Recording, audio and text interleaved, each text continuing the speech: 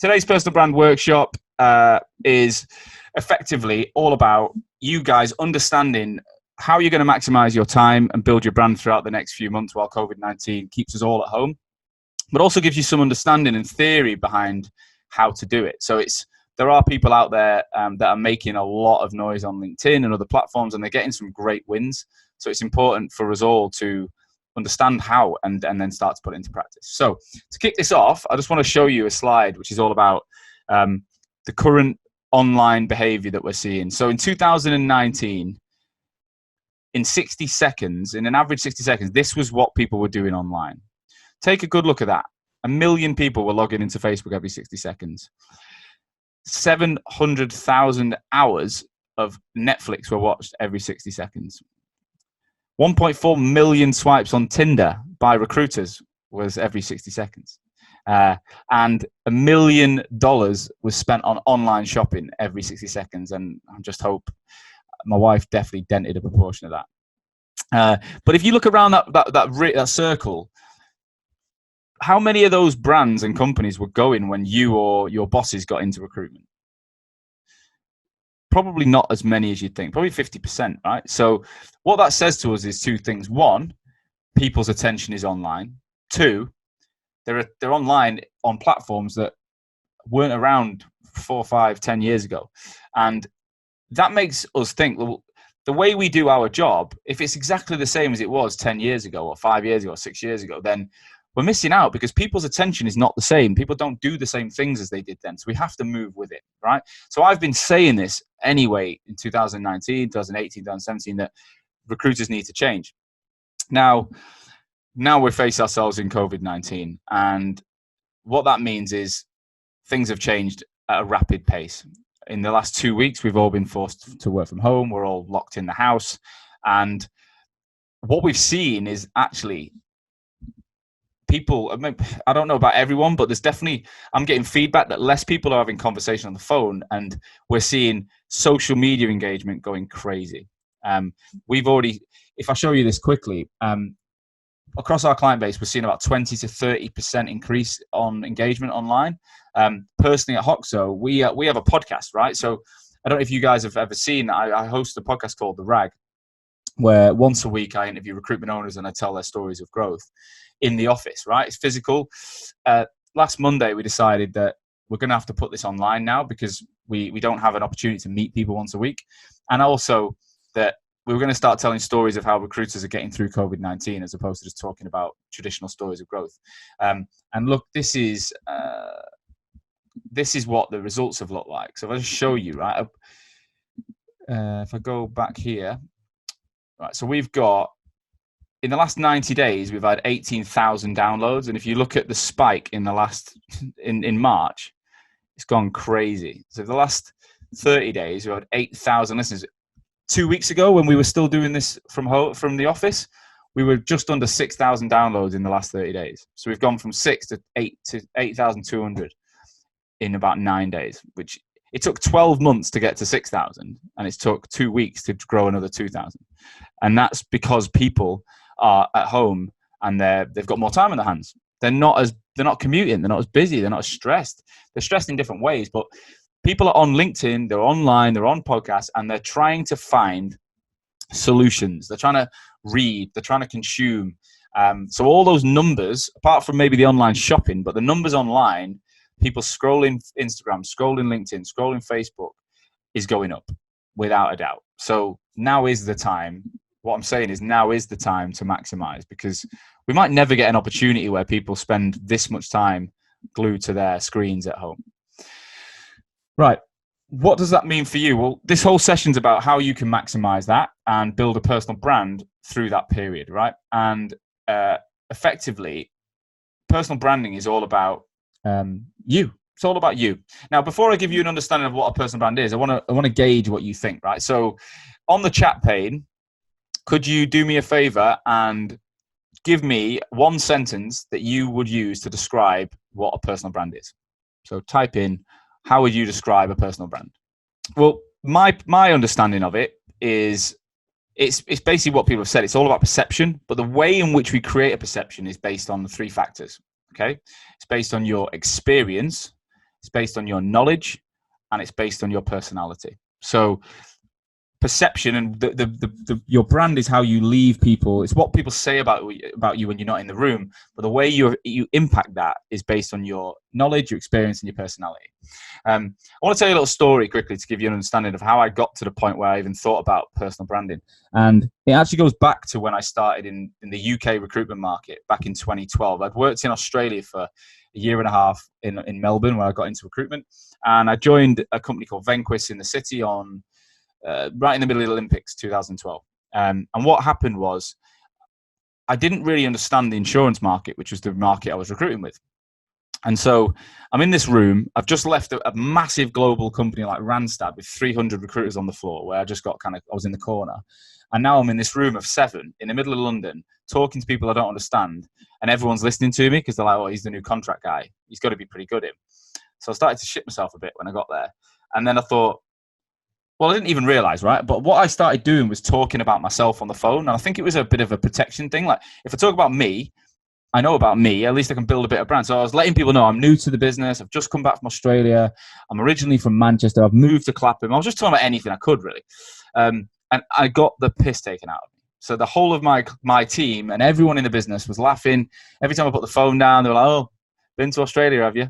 They were calling me an Aussie in flip-flops and shorts, and I was getting all sorts. And I went to the pub and I just got completely torn a new one, and it was consistent for about 3 or 4 months until I started making money. And then I started billing faster than everyone in the team, and considerably faster. And the same people that took the piss out of me for 3 months were now pulling me in a room going, can you do me a favor and just give us 5 minutes and help me out a bit? Like, what are you doing differently? We're all here all day.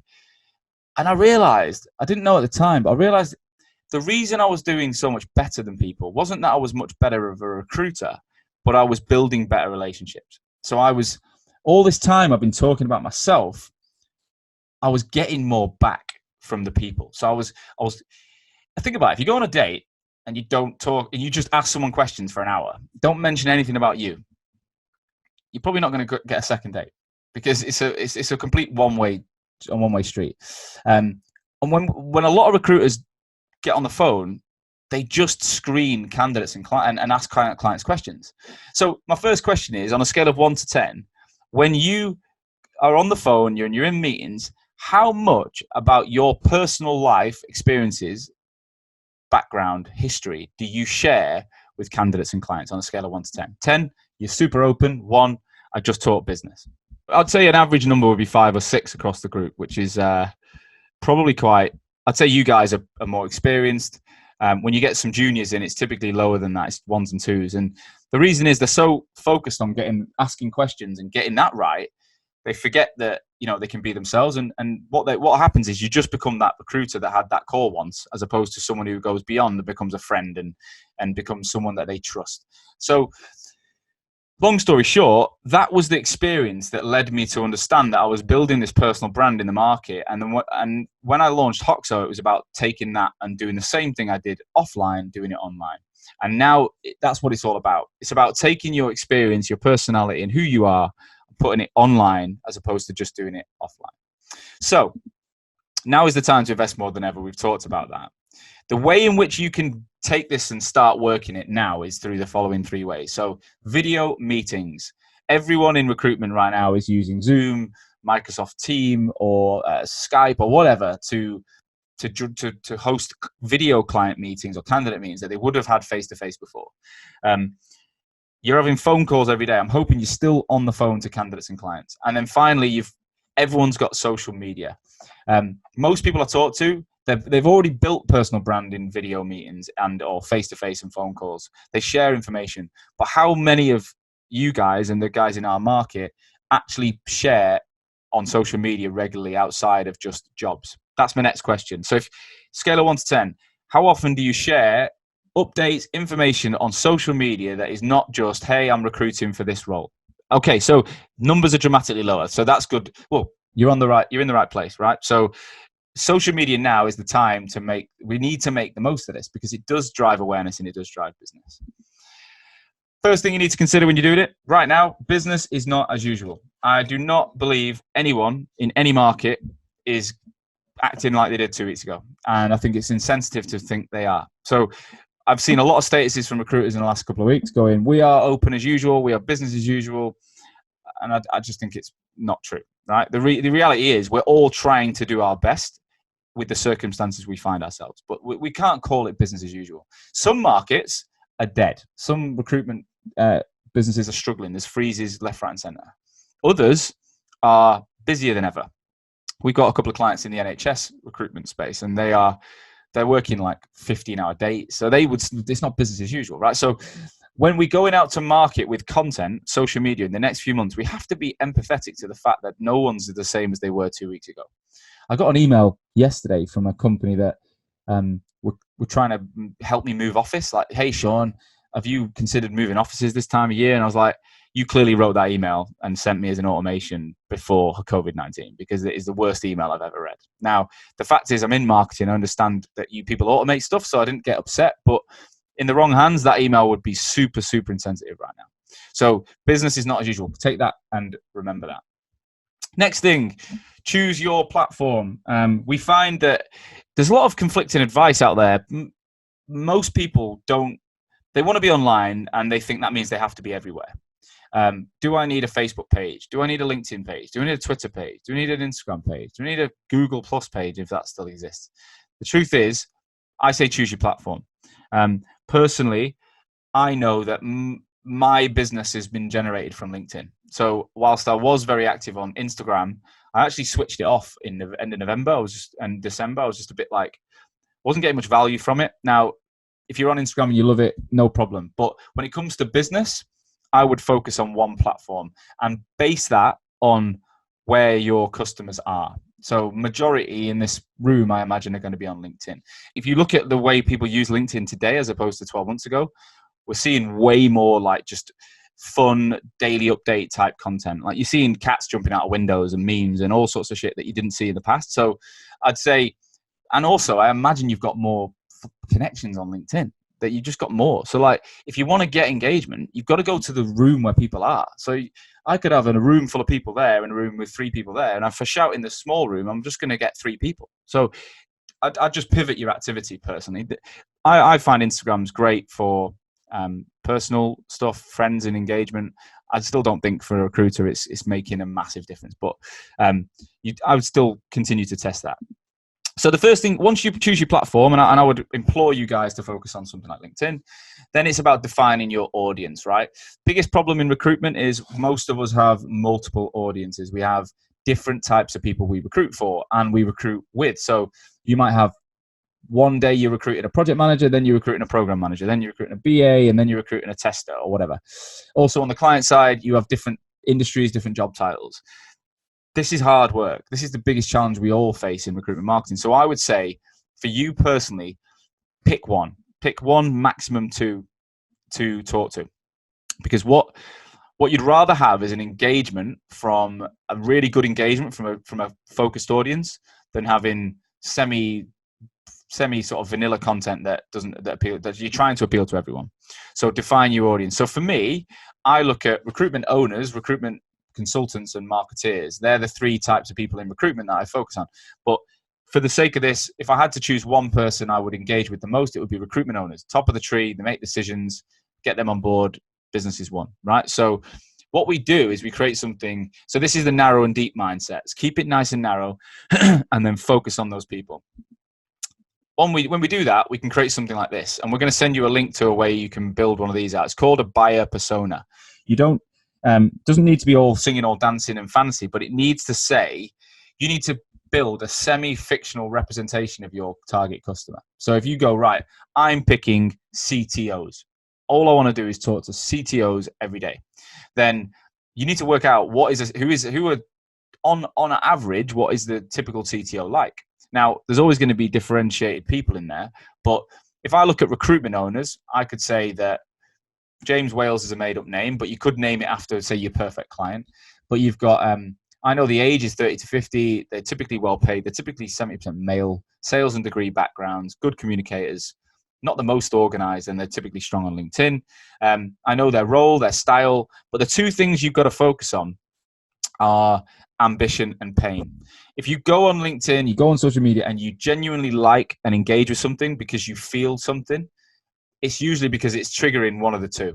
The content is either making you feel good about where you're going and it's trying to support you on an ambitious journey, or it's solving a problem that's actually been a bit of pain for you in your professional or personal life.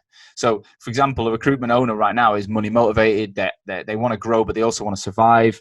They want to roll out smooth working from home processes. They want to protect their staff.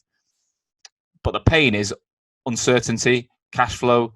They might not have been a recruitment owner in 2008 when we had a recession, so they haven't got any experience to fall back on, and they might be parents. Like, I can see people in the background today have got their kids, so there's pain there. So if I look at this now as a foundational layer of how I'm going to build my brand, I'm going to have to think about all these things to make sure it resonates. I have to make sure I'm on the right platform, I'm talking about the right topics, and I know what's switching these guys on. Yeah. So you can do that pretty easily, and we can send you some information to do it.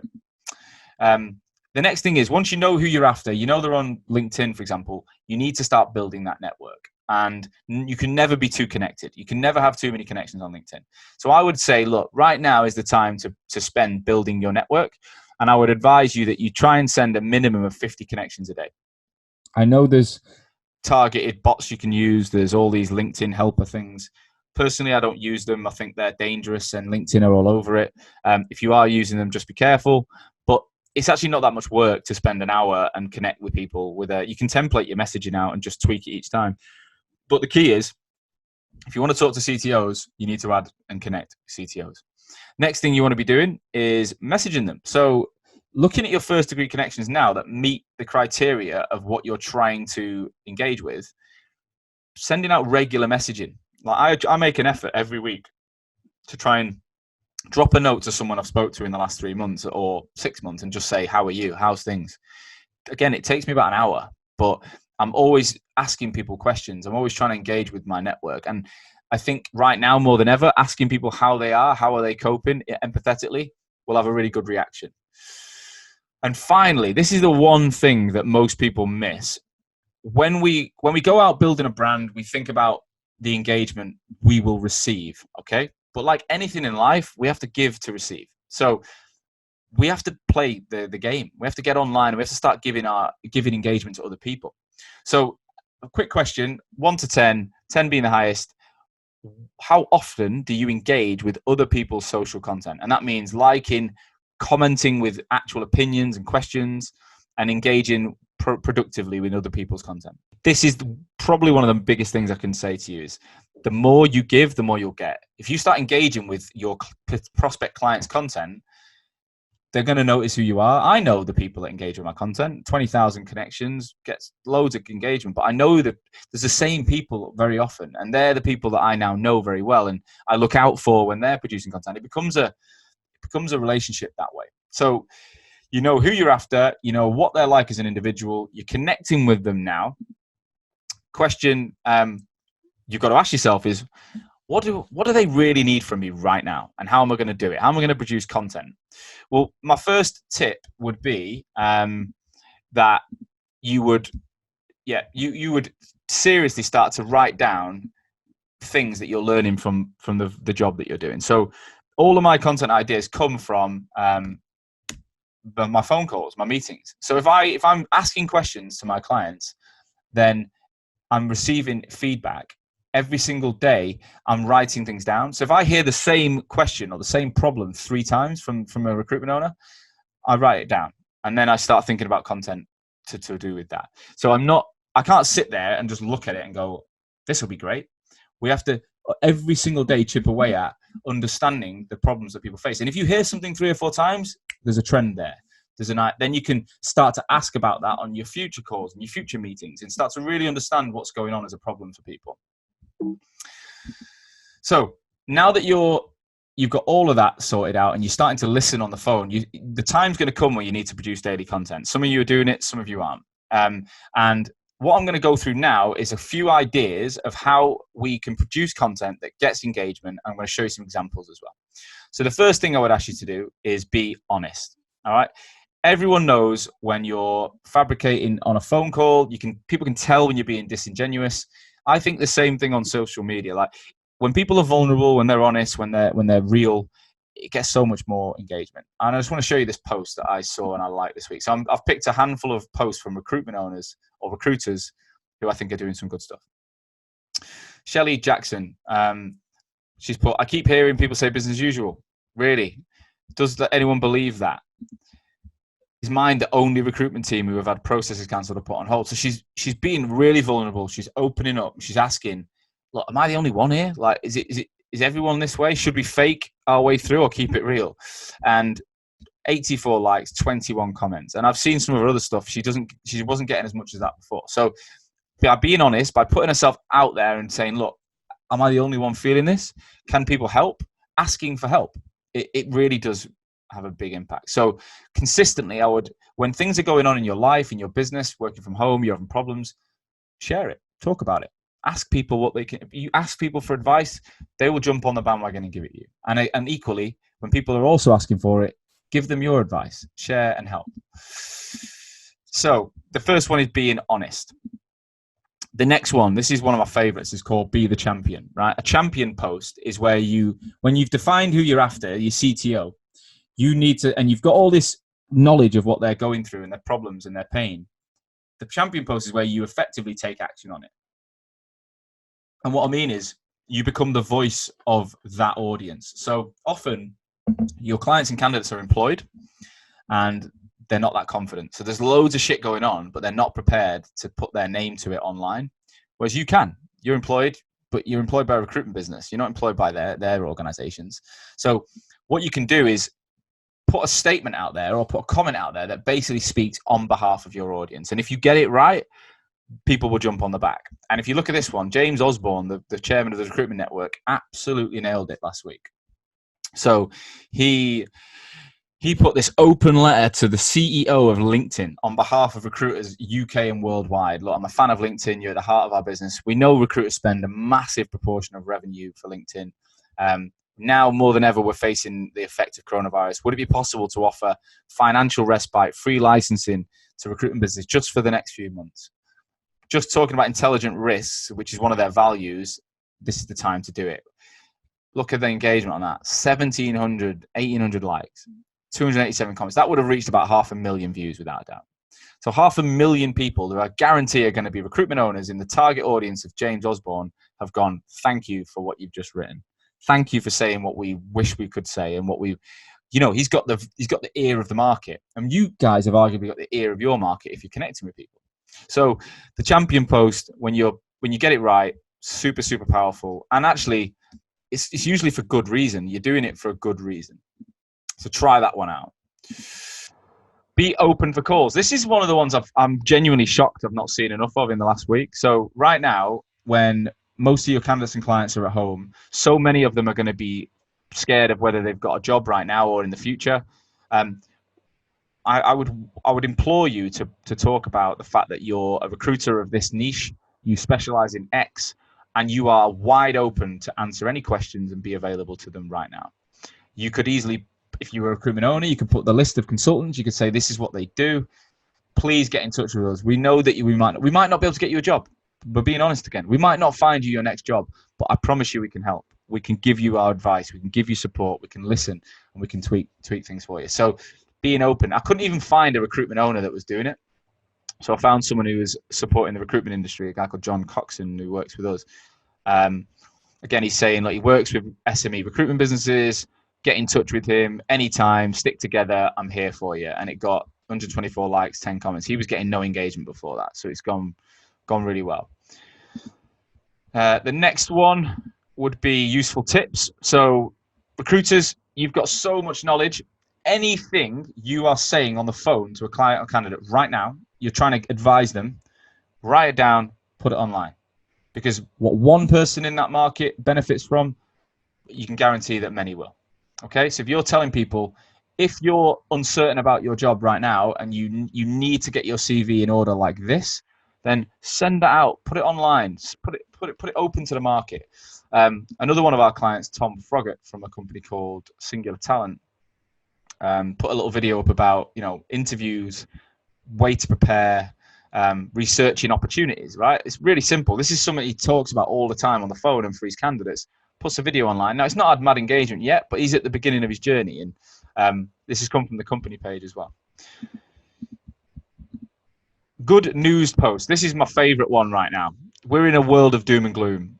COVID-19 is taking over the planet. Who knows what's going to happen? But there are still pockets of really good news. And what I'd like everyone to be thinking about is, we all need it right now. We all need to hear stories that things are still happening. And it might be news that you've read, news that you've understood from other people in your business, but sharing it makes a big impact. So if you look at this, I'm not even connected to this guy, but I found it and I loved it.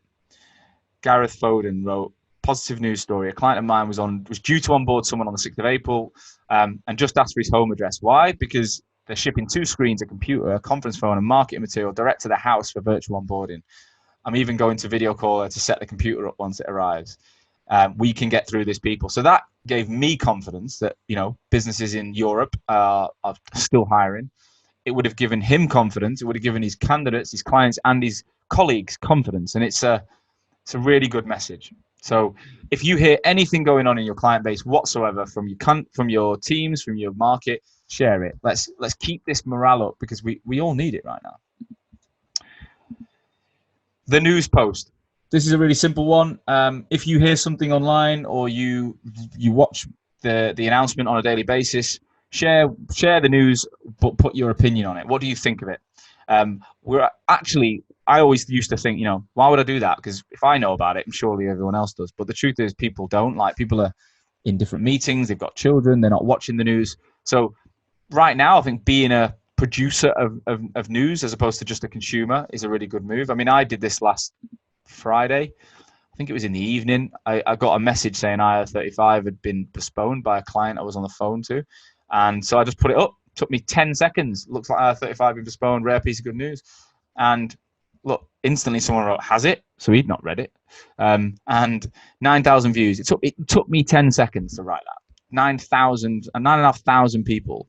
If you think about how long it'd take me to phone 9,500 people and tell them that IR35 had been postponed, I'd been here a very long time. So sharing news is big impact.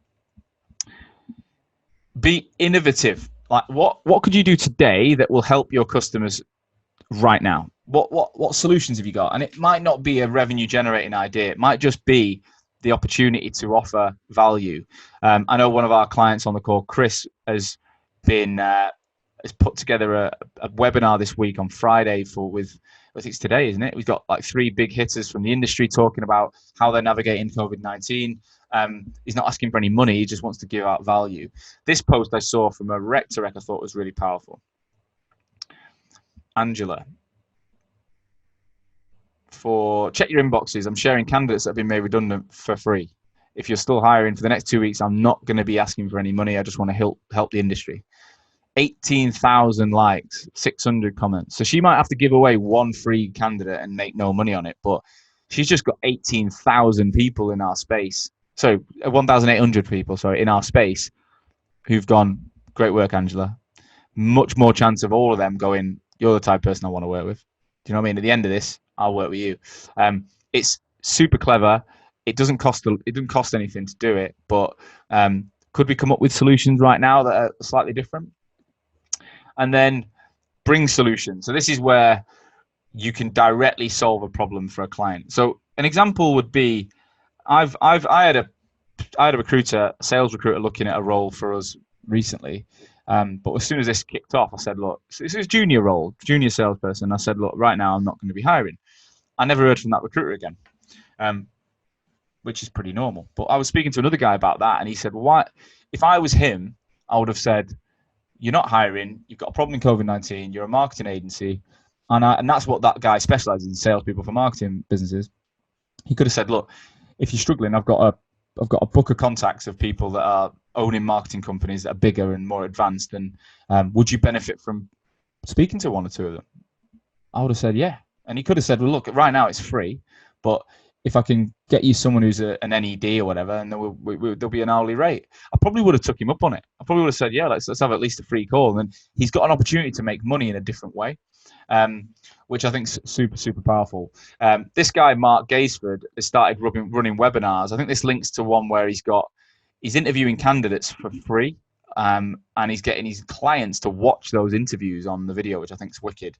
But he's also started charging £200 for a webinar for certain other things. So if you're not following this guy, get onto him because he's got so many cool ideas right now. I'm just mindful of the time. Right. So the types of content. So there's some ideas of to be innovative, be the champion, be honest. The way you produce the content now is something to think about. There's two major ways that I would recommend. And one is just a basic written status, okay? It's about putting your thoughts out, writing it as a status. It takes no time. It's super easy. It's not very daunting to just put your words. You don't have to make video. And, well, that was when I took the photo 40. And that same post was the one that got 124 likes. We're seeing as well text-based posts on LinkedIn are getting really, really strong views at the moment. They're flying.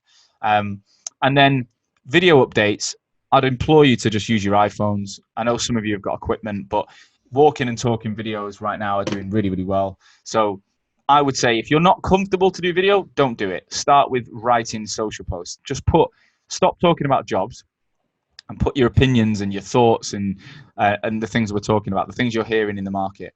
Once you're a bit more confident, I would start with one video a week.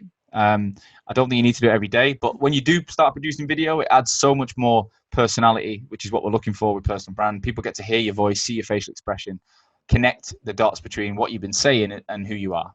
So I would advise start with this one, move over to this one once you feel comfortable. The next thing is being consistent. It's a bit like going to the gym. If you go to the gym once with a celebrity personal trainer for £1,000, I guarantee you might feel good, but you ain't going to look any different.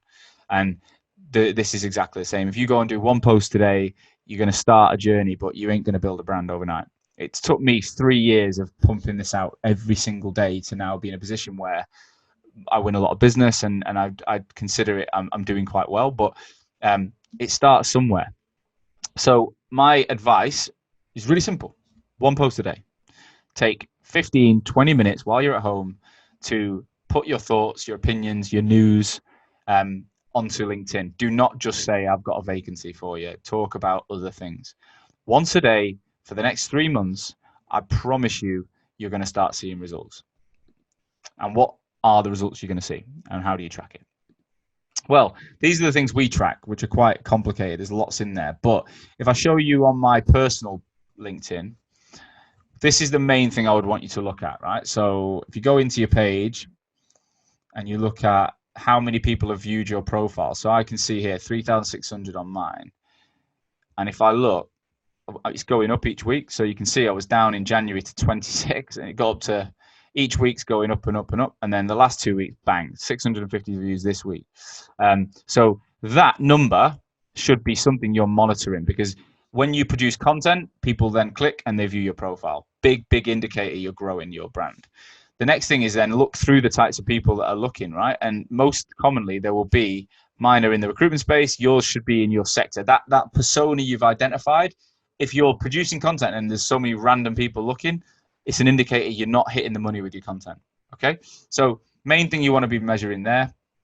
If you look at your company page, if you have admin access to your company page, then I would implore you to start measuring these numbers, which is analytics, unique visitors, new followers, post impressions, custom clicks. This is already there. You just need to take a record on a weekly basis, and we can help you guys with all this as well. Remember, reach equals views and views equal people. If you think about it, if I lined 500 people up in your empty street today, that'd look busy, wouldn't it? Engagement, likes and engagement and comments come as a result of it resonating. So I'd keep an eye on that. Leads, so you will start getting more direct messages and emails, without a doubt. The more content you put out there, if it's resonating with the right audience, the more they'll come back. And then finally, the biggest one, the hidden one, is the brand impact, is when people already know who you are. So like the amount of times I'll message someone and then they'll be like, oh, hey, Sean. And it's like, we know each other, but they don't. It's just they've seen my stuff online.